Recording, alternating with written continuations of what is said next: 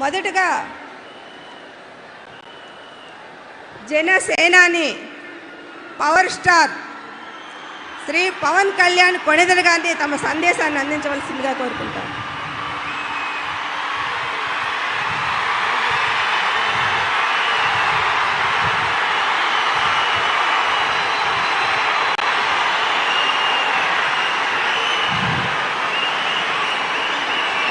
పితృదేవతల ముక్తి కోసం పరితపిస్తూ వారి వారసులు హిమాలయ పర్వత శ్రేణుల్లో ఉన్న గంగోత్రి నుంచి మొదలయ్యే గంగానది దారి కోసం ఎలా ఎదురు చూస్తున్నారో అలా గౌరవ ప్రధానమంత్రి శ్రీ నరేంద్ర మోదీ గారి రాక కోసం అభివృద్ధి లేక అప్పులతో నలిగిపోతున్న ఆంధ్ర ప్రజానికం, దాష్టీకంతో దోపిడీతోటి నలుగుతున్న ఆంధ్ర ప్రజానికం, అవినీతి అప్రజాస్వామిక విధానాలతో కొట్టమిట్టాడుతున్న ఆంధ్ర ప్రజానికానికి ప్రధానమంత్రి, మన ప్రియతమ ప్రధానమంత్రి శ్రీ నరేంద్ర మోదీ గారి రాక, గంగమ్మ తల్లి భూమి మీదకు వచ్చి హిమాలయాల నుంచి భూమి మీదకు వచ్చి ఎలా సేధనిచ్చిందో, మన ప్రియతమ గౌరవ ప్రధానమంత్రి శ్రీ మోదీ గారి రాక ఈ ఎన్డీఏ పునర్కలయిక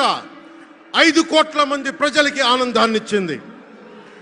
దేశ ప్రజల ఆశీస్సులతో ముచ్చటగా 3వ ప్రధానమంత్రి అవ్వబోతూ హ్యాట్రిక్ కొట్టబోతున్న శ్రీ మోదీ గారికి ఆంధ్ర రాజ్య ప్రజల తరపు నుంచి, ఎన్డీఏ కూటమిలో భాగస్వామ్యమైన 3 పార్టీలు భారతీయ జనతా పార్టీ, తెలుగుదేశం, జనసేన తరపు నుంచి శ్రీ నరేంద్ర మోదీ గారికి ఘన స్వాగతం పలుకుతూ హృదయపూర్వక నమస్కారాలు తెలియజేస్తున్నాను.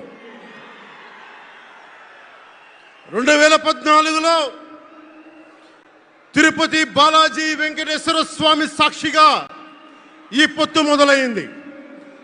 ఈ రోజున ఇక్కడ 2024లో బెజవాడ కనకదుర్గమ్మ సాక్షిగా ఈ పొత్తు వేరే రూపం తీసుకోబోతుంది. దుర్గమ్మ తల్లి స్వయంగా ఆశీర్వదిస్తుంది. ఇక్కడ ఆంధ్ర రాజధానికి అమరావతి దేదీప్యమానంగా వెలగాలని, దానికి నేను అండగా ఉన్నానని మోదీ గారు మరీ వచ్చారు ఇక్కడికి. ఒక్కసారి మన కోసం వచ్చిన మోదీ గారికి, మన కష్టాలకు భుజం కాయడానికి వచ్చిన మోదీ గారికి, 5 కోట్ల మంది ప్రజల కోసం నేను ఉన్నానని చెప్పి వచ్చిన మోదీ గారికి ఒక్కసారి బలంగా కరతాళ ధ్వనులతో ఘన స్వాగతం పలుకుదాం.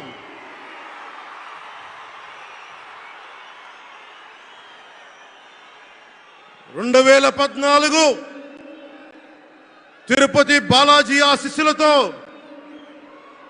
ఎన్డీఏ విజయాన్ని సాధించింది, ప్రభుత్వాన్ని స్థాపించింది. 2024లో దుర్గమ్మ తల్లి ఆశీస్సులతో మొదలు పెడుతున్నాం. అంతకు మించిన ఘన విజయం సాధిస్తున్నాం. ఎన్డీఏ ప్రభుత్వాన్ని స్థాపిస్తున్నాం.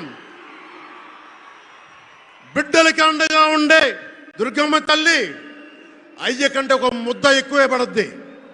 అలాంటి తల్లి ఆశీస్సులతోటి మన ప్రభుత్వాన్ని స్థాపించే దిశగా వెళ్తున్నాం. మోదీ గారు డిజిటల్ భారత్ అన్న నేపథ్యంలో దేశాన్ని మొత్తం తీసుకెళ్తా ఉంటే, ఇక్కడున్న వైసీపీ ప్రభుత్వం అధికారికంగా ప్రతి చోట క్యాష్ ఎకానమీ అయిపోయింది.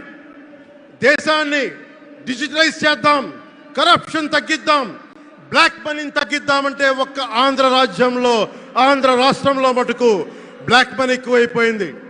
ఉదాహరణకి సారా తీసుకుంటే, ఏరక్ వ్యాపారమే తీసుకుంటే, సంపూర్ణ మద్యపాన నిషేధం అని చెప్పి వచ్చిన వ్యక్తి ఈ రోజున మద్యాన్ని సారా ముఖ్యమంత్రి కాదు, అతను ఒక సారా వ్యాపారి. అతను ఈ రోజున 1,13,580 కోట్ల రూపాయలు 5